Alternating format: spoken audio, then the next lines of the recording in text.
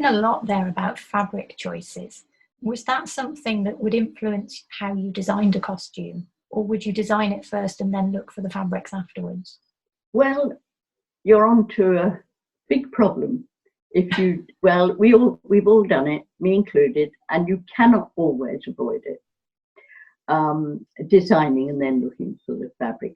But it's a very good idea, which I teach students, a very good idea to look at fabrics, to actually go out, because I suppose then there was a bigger choice of fabrics. People made things more. John Lewis had a whole department of fabric on the ground floor, roll after roll of every kind of fabric, wool and cotton and everything. And antique fabrics, I think it's a very good idea before you start design. You know more or less what you're going to do. And you're inspired sometimes by fabrics. I have been in the past. I've sort of wandered about and immediately you see it. You can just see it, how it will work.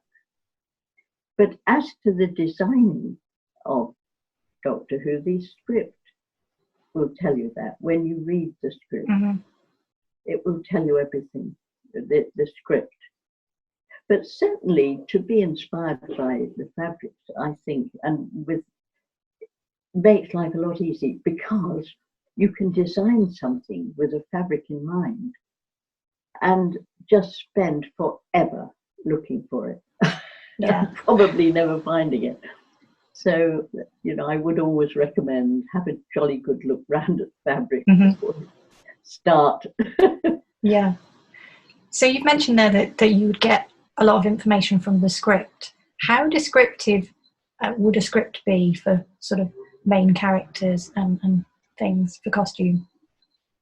Well, some scripts, they do describe, well, they certainly describe the character, and you can look at it and go by that. Also,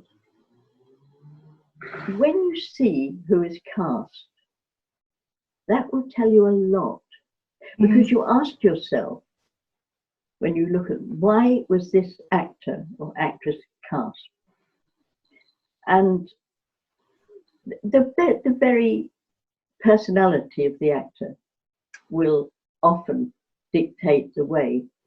And of course, naturally, you have long discussions with the director and the producer about, mainly the director, about the character and how they see the character.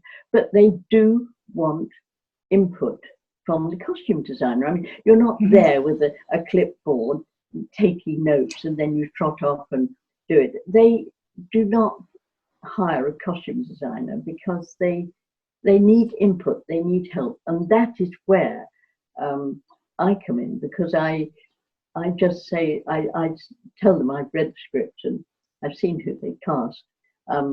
These are some sketches, these are some ideas that I have for the character. As a matter of fact, when I read the script, the character rises before me, dressed. I do see the costume when I read the script. And some scripts are wonderful. Paul Mars, it was not he has written for Doctor Who. It was a particular description he gave, which was fantastic. Some writers have a wonderfully vivid way of describing, and you can see it immediately. That picture rises in front of you. I've always been fortunate in designing glamour. I think it's because people know I'm a glamour designer. I'm not very fond of grotesque. I don't like ugly things. I mean, I know some people do, but I don't like skulls and creepy and dark and gargoyles, stuff like that. I don't like that. I like beautiful, glamorous, just romantic stuff.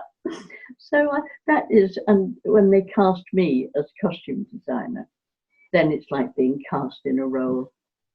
I mean, I have in the past designed quite scruffy character clothes, because every costume designer does. But as time went on, in science fiction particularly, I knew if they'd cast me as costume designer, they want Hollywood, really. They want gorgeous women, beautiful women and handsome men looking absolutely wonderful.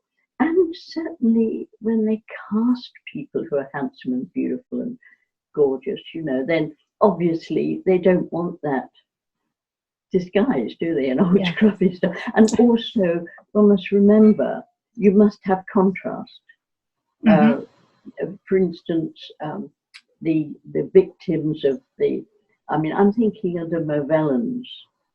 You see, that is a case in point.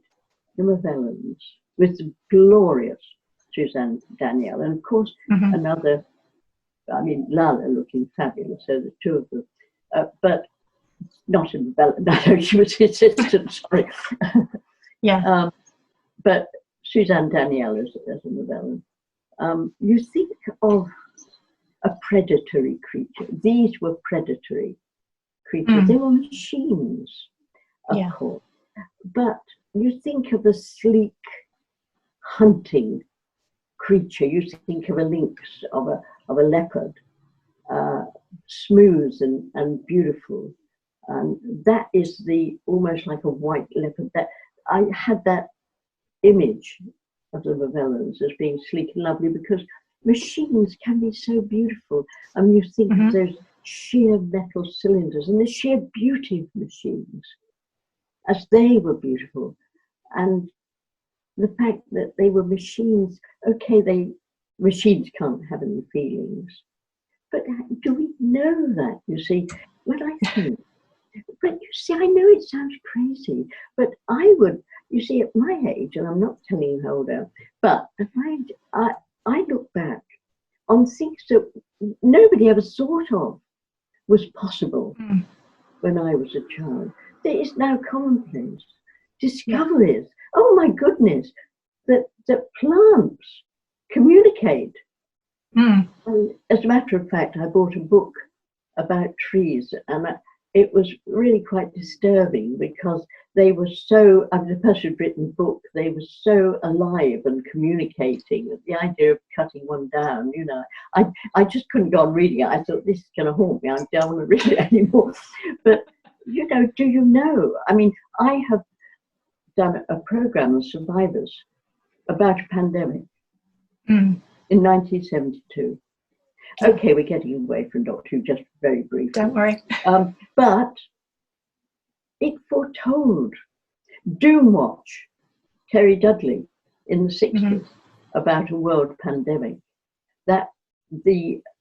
So science fiction writers foretell the future.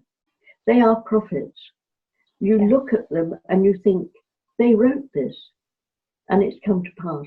Like we're all, as I am in lockdown, as a worldwide pandemic. And so science fiction drama is a serious subject, because they often look ahead and see things which seem absurd and ridiculous, but they're not. So that has made me, in working on Doctor Who and thinking about Doctor Who, gosh, you know, do we know what is in the future, what you will see when you're my age, you know, that the things will come to pass. It's extraordinary. That's why I love it. I love science fiction. And I shall always, and I think to my last hour, I will always enjoy designing for science fiction, even though most of it is the memory of it. People ask me, and I ask myself, well, where did you get that idea from? And I thought, well, actually, it sort of rose up in front of me. I read the script, I read the story, and it rose in front of me. I could see it. And also, when you're designing a show, you've got to think, you've got to have contrast. For instance, you've got like the predatory Movellans, they're victims. They've got to be very different. And they've got to be both in texture, in look, but they are in character. But that must be very, very clear to the viewer. it is the viewer, often, you know, when people say, well, why why did you design the villains in this wonderful sort of white and skin type? Well, because Suzanne Danielle was cast, and you wouldn't cast her if you didn't want her glorious looks and body, I won't say displayed, it's the wrong word, or shown to advantage. Yeah. And not wasted. And also this sheer contrast between her and the victims, and again different from Lalla Ward in the copy of Tom's costume. So each one is very, very clear. I don't know whether you've ever seen films where you get the leading ladies or leading men mixed up. You get men, and you think, well, which one is it? And I won't say that with Doctor Who, but it never happened. But it must be, as a costume designer, you've got to make the character, the look, it's got to work for the audience. It's got to tell a story. Yeah. And be easy on the eye.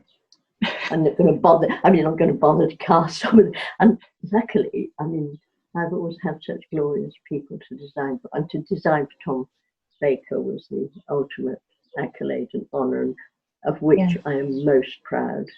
Now, you've spoken a lot there about glamour. Obviously, we need to talk about Mary Tam, who was very glamorous. But also, sorry, carry on. No, I want to hear what you I was going to say, but also then Lalla Ward taking over potentially the same character. How do you cope with two very different women sort of playing the same character? Well, they're very different in that, I don't know, to me it was very clear. Lalla Ward has a girlish, almost teenage quality. I've been Susie Adam and Bubble, and she is girlish. And Mary Tam was a woman. And it was a difference between a girl and a woman. The girlishness and the light and frothy and personality of Lalla. And that, if I would say, that is the expression. Mary Tam, serenely and beautiful, but not girlish. It was a beautiful woman, striking, totally different image, totally different character and personality, and the whole, and also her character as described, that she had she was highly dignified and queenly. Where Lalla, the writing is totally different. You see, it's the writing. Yeah. It's totally different. And also, if Mary Tam is cast, then you know what you're designing for. That first outfit she wore, that white outfit. I got that just off Oxford Street. There was a funny feather place, and they had this marvelous.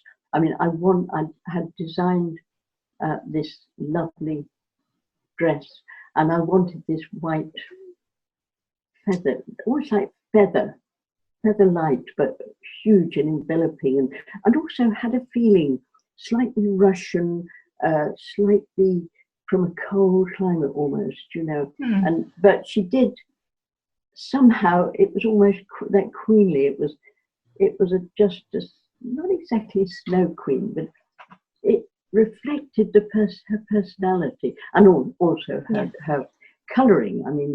With her dark hair and just beautiful. I think that she enhanced that costume in quite a breathtaking way. She was just wonderful to design for. As indeed, needless to say, of course, Lalla, just amazing. But can you imagine, you see, think about it, if you were designing the show, you couldn't imagine Mary Tam in that striped bathing suit for leisure hike on the beach at Brighton. That would be totally different, because it's what suits her, it suits her personality. So the two very, very different artists, beautiful and very different. And Lalla, of course, beautiful figure and wonderful. And matching Tom's bright, bubbly intelligence, you know, the two just went together so well, which is why I did that sort of copy almost in the pink, the copy of Tom for the Destiny of the Dark. And to meet actually the Chief Dalek himself, I was very lucky, you know. But funnily enough, I was just thinking the first time Tom wore that, we did the other one afterwards, I think. I'm just trying to think. As a matter of fact, I can tell you, Helen, if I want to know anything about Doctor Who, well, of course, I asked Piers Britton, who's written all the books and knows everything about science fiction Doctor Who, but even so the fans, it's not conveniently by, the fans know everything. They would tell you, they would tell you how many buttons. Oh, no, that had a pleat there, or no, it didn't have this many buttons, or they would tell you. And I said, well, thanks, that's fine. And actually, it was rather a long time ago. Yeah. It's been wonderful talking to you, but I've got one final question for you. Do you have a favourite costume that you've designed for Doctor Who? Tom Baker's. Yeah. Undoubtedly, that costume. I mean, I've done other costumes that I've loved, and I love them all, you see. I suppose it's like a mother and their children ask which child is the one you think of. But yes, I mean, I would say that Tom Baker's costume, his lovely, deep maroon costume, so wonderfully cut by Mr. Davis, who incidentally is still alive in his 90s. He's still around. But he's not cutting, but he's still around. No.